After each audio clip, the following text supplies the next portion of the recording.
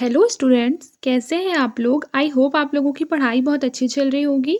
देखिए, आज हम लोग CUET बीएड के लिए हिस्ट्री के कुछ इंपॉर्टेंट MCQ सॉल्व करेंगे। तो चलिए आइए शुरू करते हैं। देखिए, पहला क्वेश्चन है कि संगम काल में रोमन व्यापार का केंद्र बताइए। तो संगम काल में रोमन व्यापार का केंद्र कौन सा था बताइए। मदुरै था कि अरिकमेड़ु था कि पुम्पुहार था कि मुसीरी था, बताइए इनमें से कौन सा था।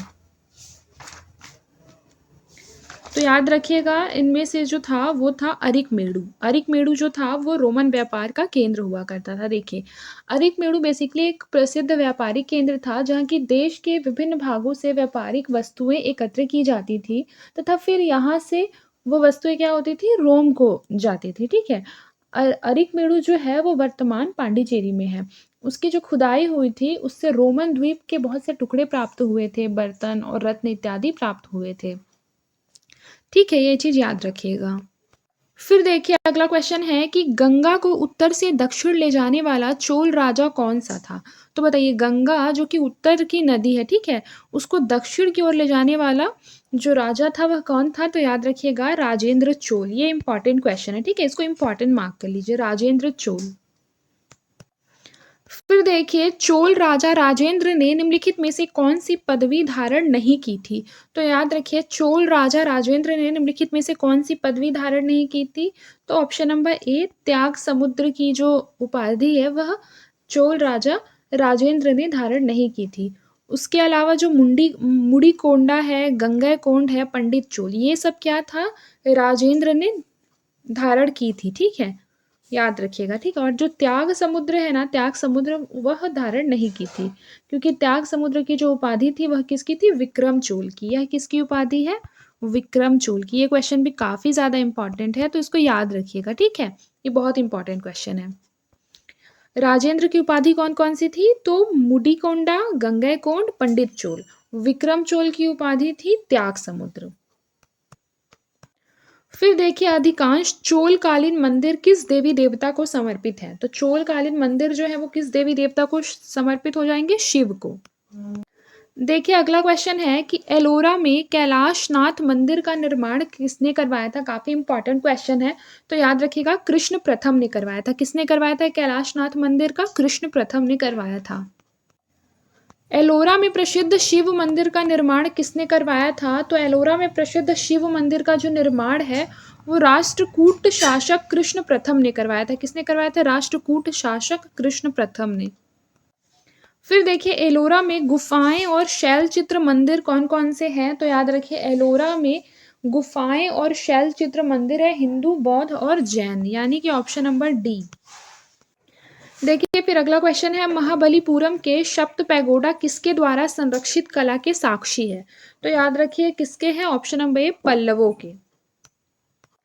देखिए, अगला क्वेश्चन है कि निम्नलिखित में से क्या राष्ट्रकूटों का सर्वाधिक चिरस्थायी योगदान है। तो याद रखिए कि राष्ट्रकूटों का सर्वाधिक चिरस्थायी योगदान कौन सा है, ऑप्शन नंबर बी, कन्नड़ काव्य के 3 कवि पंपा, पोन्ना और रान्ना तथा कैलाश मंदिर, ऑप्शन नंबर बी। फिर देखिए, जो 12th नंबर क्वेश्चन है कि कौन सा प्राचीन भारतीय साम्राज्य नीचे उसकी राजधानी के साथ गलत जोड़े के रूप में अंकित है। तो बताइए, इनमें से कौन सा जोड़ा जो है वो गलत है। तो याद रखिएगा, कौन सा जोड़ा गलत है, पल्लव वेल्लोर, क्योंकि पल्लव की जो राजधानी थी वो कांची थी, ठीक है, ना कि वेल्लोर। और मौर्य की तो पाटलिपुत्र थी, आप लोगों को पता होगा। पंड्या की मदुरै थी और काकतीय वंश की राजधानी थी वारांगल। लेकिन जो पल्लव की राजधानी थी वो वेल्लोर नहीं बल्कि कौन सी थी, कांची थी। याद रखिएगा इस चीज को। फिर देखिए, 13 नंबर क्वेश्चन है कि किस पल्लव शासक के शासनकाल में पल्लवों और चालुक्यों के बीच लंबा संघर्ष शुरू हो गया था।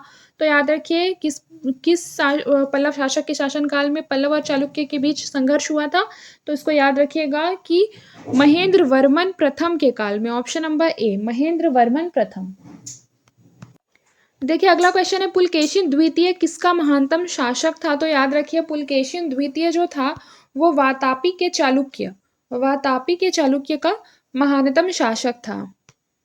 फिर देखिए, लिखा निम्न में से कौन सा शिलालेख चालुक्य सम्राट पुलकेशिन द्वितीय से संबंधित है। तो याद रखिए, पुलकेशिन द्वितीय से ऐहोल लेख जो है वो पुलकेशिन द्वितीय से संबंधित है। देखिए ऐहोल लेक के बारे में एक बात जान लीजिए कि जो ऐहोल शिलालेख है वो चालुक्य सम्राट पुलकेशिन द्वितीय से संबंधित है और यह जो लेख है एक प्रशस्ति के रूप में है। इसकी जो भाषा है वो संस्कृत है, लिपि जो है वो दक्षिणी ब्राह्मी है। और इस लेख की रचना किसने की थी बताइए? इस लेख की रचना किसने की थी ऐहोल लेख की? रवि कीर्ति ने की थी। किसने की थी? रवि कीर्ति ने। नाम याद रखिएगा, कभी कभी नाम भी पूछ देता है, ठीक है। रवि कीर्ति ने की थी और हर्षवर्धन के साथ पुलकेशिन द्वितीय के युद्ध पर भी यह लेख जो है वो प्रकाश डालता है। और प्रशस्ति के अंत में लेखक ने यह दावा किया है कि उसने इसे लिखकर कालिदास एवं भारवी के समान ही यश प्राप्त किया है, ठीक है। देखिए अगला क्वेश्चन है कि रवि कीर्ति जो एक जैन थे जिन्होंने ऐहोल प्रशस्ति की रचना की थी को किसका संरक्षण प्राप्त था? तो याद रखिएगा किसका संरक्षण प्राप्त था? पुलकेशिन द्वितीय का, ऑप्शन नंबर सी। और एक चीज याद रखिएगा, ये क्वेश्चन इंपॉर्टेंट भी बहुत है और ये भी याद रखिए कि इस क्वेश्चन में ही एक आंसर छुपा है। देखिए रवि कीर्ति क्या थे? जैन थे जिन्होंने ऐहोल प्रशस्ति की रचना की थी और पुलकेशिन द्वितीय का इन्हें संरक्षण प्राप्त था, ठीक है। इस चीज को याद रखिएगा। देखिए अगला क्वेश्चन, पश्चिमी चालुक्य वंश का प्रसिद्ध शासक कौन था? तो पश्चिमी चालुक्य वंश का जो प्रसिद्ध शासक था वह कौन था? वह था पुलकेशिन द्वितीय। देखिए पुलकेशिन द्वितीय जो है वो पश्चिमी चालुक्य वंश का सबसे प्रतापी राजा था। पुलकेशिन द्वितीय ने हर्षवर्धन को हराकर परमेश्वर की उपाधि धारण की थी, याद रखिए। पुलकेशिन द्वितीय की क्या उपाधि थी? परमेश्वर। देखिए महाबलीपुरम में रथ मंदिरों का निर्माण किस पल्लव शासक के शासनकाल में हुआ? तो याद रखिए इसका जो करेक्ट आंसर हमारा हो जाएगा ये हो जाएगा option number B, Narasimha Varman प्रथम। देखिए लिखा है निम्नलिखित में से किस चोल राजा ने लंका यानी सिन्हल को पहले जीता था? तो उसका जो करेक्ट आंसर हमारा हो जाएगा ये हो जाएगा राजराज प्रथम। याद रखिए कि चोलों द्वारा श्रीलंका एवं दक्षिण पूर्व एशिया को जीता गया था। चोल शासक जो राजराज प्रथम थे उन्होंने सिन्हल पर आक्रमण कर उनके उत्तरी हिस्से पर अधिकार कर दिया था, जबकि संपूर्ण सिन्हल एवं दक्षिण पूर्व एशिया की विजय का जो श्रेय है वो राजेंद्र प्रथम को जाता है। दक्षिण पूर्व एशिया के श्री विजय राज्य के अंतर्गत जो मलय प्रायद्वीप था, जावा प्रायद्वीप एवं जो सुमात्रा प्रायद्वीप था वो सभी क्या आते थे? इसके अंतर्गत आते थे। मालदीव की विजय का श्रेय राजराज प्रथम को ही है, ठीक है। याद रखिए मालदीव का भी इन्होंने क्या किया था? मालदीव भी जीता था, ठीक है। इस चीज को याद रखिएगा राजराज प्रथम के बारे में। देखिए अगला क्वेश्चन, किस चोल शासक ने श्रीलंका के उत्तरी भाग को जीतकर अपने साम्राज्य का एक प्रांत बनाया था? तो बताइए इसका करेक्ट आंसर क्या हो जाएगा? बिल्कुल सही, राजराज। राजराज ने श्रीलंका के उत्तरी भाग को जीतकर वहां पर अपना एक प्रांत बनाया था। फिर देखिए उत्तर मेरूर शिलालेख से किसके प्रशासन से संबंधित जानकारी मिलती है? बताइए उत्तर मेरूर शिलालेख से किसके प्रशासन से संबंधित जानकारी मिलती है? तो उसका जो करेक्ट आंसर हो जाएगा ये हो जाएगा Chola, option number B Chola. देखिए अगला क्वेश्चन है किस चोल शासक ने नई राजधानी गंगईकोंडा चोलपुरम का निर्माण किया? तो उसका जो करेक्ट आंसर हो जाएगा ये हो जाएगा राजेंद्र प्रथम। एलोरा में ठोस सैल को काटकर बनाए गए प्रसिद्ध कैलाश मंदिर का निर्माण निम्नलिखित में से किनके संरक्षण में किया गया था? तो इसका जो करेक्ट आंसर हो जाएगा ये हो जाएगा Rashtrakuta, option number D Rashtrakuta. देखिए लिखा है प्रसिद्ध दिलवाड़ा मंदिर स्थित है। बताइए दिलवाड़ा मंदिर कहाँ स्थित है? तो इसका जो करेक्ट आंसर हो जाएगा ये हो जाएगा राजस्थान में। मान लीजिए क्वेश्चन ये आता है कि दिलवाड़ा मंदिर जो है उसका निर्माण किसने करवाया था? तो याद रखिएगा इसका जो निर्माण है वो चालुक्य शासक भीमदेव प्रथम के सामंत विमल शाह ने करवाया था। याद रखिए भीमदेव प्रथम के सामंत विमल शाह ने करवाया था, ठीक है। याद रखिएगा किसने करवाया था? विमल शाह ने। देखिए अगला क्वेश्चन है कि चोल राजाओं का शासन था ऑप्शन नंबर ए तमिलनाडु पर, बी आंध्र प्रदेश पर, केरल पर, बंगाल पर। बताइए इसका करेक्ट आंसर क्या होगा? बिल्कुल सही, ऑप्शन नंबर ए तमिलनाडु पर। देखिए अगला क्वेश्चन है प्राचीन चोल साम्राज्य की राजधानी कहाँ पर थी? तो प्राचीन चोल साम्राज्य की जो राजधानी थी वह कहाँ थी? उरायूर में थी, ऑप्शन नंबर ए उरायूर। फिर देखिए 27 नंबर क्वेश्चन है कि द्वितीय पांड्यन साम्राज्य के भूमि माप का उल्लेख किसमें किया गया है? तो याद रखिए थलवईपुरम के तांबे की प्लेटों, ऑप्शन नंबर ए। देखिए फिर अगला क्वेश्चन है, पुस्तक कथा सरित सागर किसने लिखी थी? बताइए, पुस्तक कथा सरित सागर किसने लिखी थी? तो यह लिखा था सोमदेव ने। किसने लिखा था? सोमदेव ने। देखिए विक्रमांक देवचरित के लेखक कौन थे? बताइए, विक्रमांक देवचरित के लेखक कौन थे? ऑप्शन नंबर ए बिल्हड़। देखिए यहाँ पर कुछ इंपॉर्टेंट फैक्ट दिया हुआ है। सबसे इंपॉर्टेंट है कि सूर्य मंदिर कौन से राज्य में है? तो आप सबको पता होगा ओडिशा में है। फिर है, राजा हर्ष ने अपनी राजधानी कहाँ से कहाँ स्थानांतरित की थी? तो थानेश्वर से कन्नौज। ठीक है, ये क्वेश्चन भी पूछा जा सकता है। फिर देखिए विक्रमशिला विश्वविद्यालय के संस्थापक कौन थे? तो विक्रमशिला के कौन थे?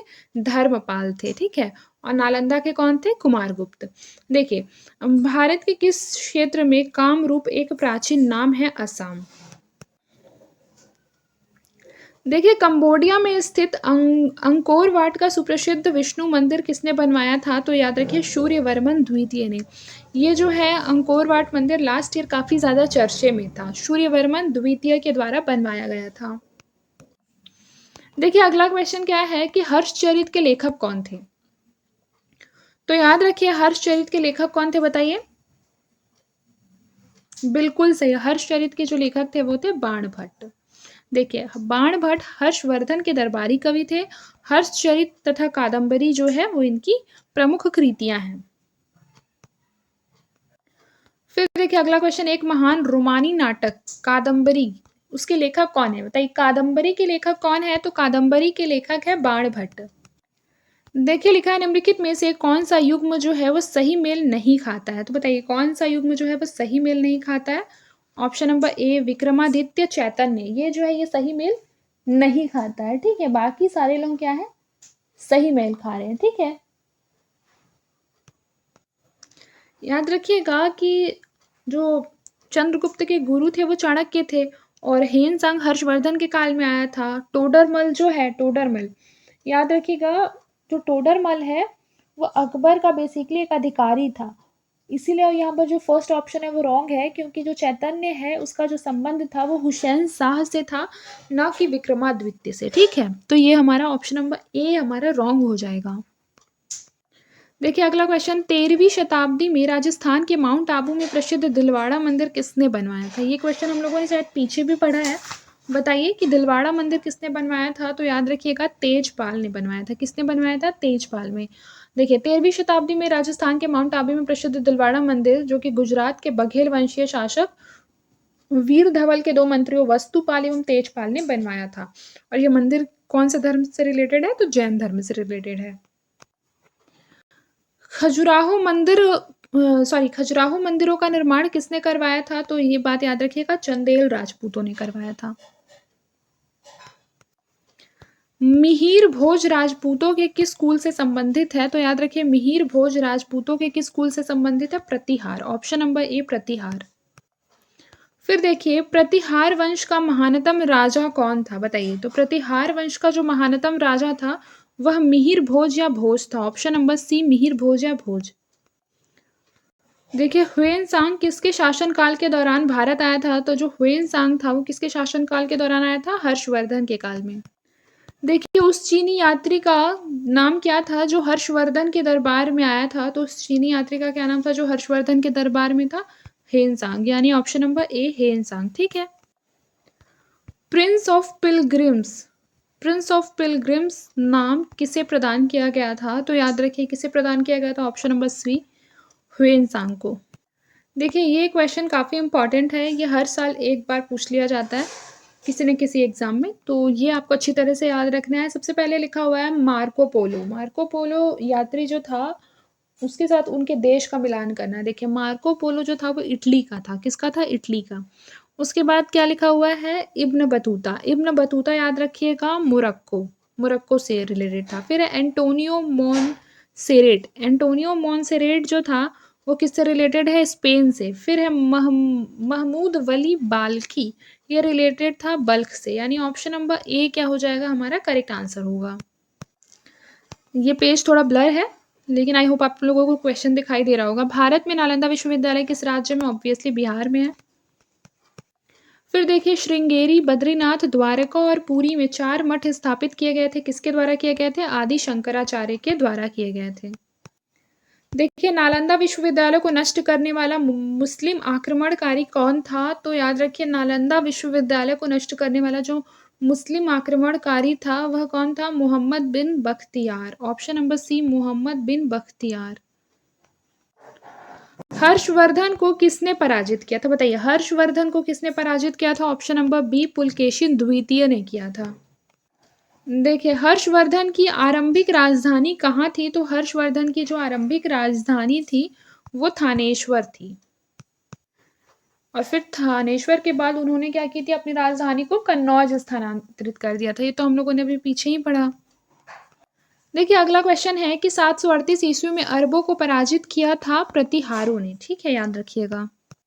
फिर एक क्वेश्चन ये देखिए, लिखा है सांची का महान स्तूप कहाँ है? तो ये कहाँ है? मध्य प्रदेश में है। ठीक है, इस चीज को याद रखिएगा। और सांची का जो महान स्तूप है वहां पर स्तूपों की जो संख्या है, बेसिकली रायसेन की पहाड़ी में ये स्थित है, और जो स्तूपों की संख्या है वह कितनी है? 3 है। और सबसे बड़ा स्तूप यहाँ पर महास्तूप के नाम से जाना जाता है, और इस स्तूप को सम्राट अशोक ने बनवाया था। याद रखिएगा इस चीज को। ठीक है, आज के लिए बस इतना ही। मिलते हैं नेक्स्ट क्लास में। तब तक के लिए अपना ख्याल रखें और मन लगाकर पढ़ाई करते रहें।